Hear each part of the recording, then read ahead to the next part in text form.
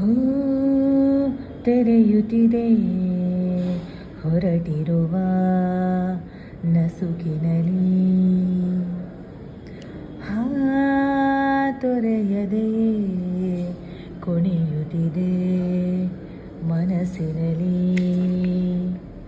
ತಂಗಾಳಿ ಬೀಸೋದು ಹೀಗೆ, ಯಾವ ಊರ ಮಳೆಗೆ ಮಂಕಾಗಿ ಕೂತ ನೀರಳೆಗೆ.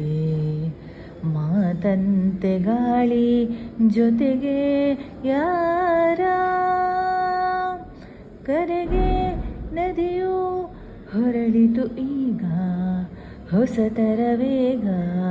ತೀರ ಮರಳಿ ಅಲೆಯು ಕರೆದಿರುವಾಗ ನಗುವಿನ ರಾಗ.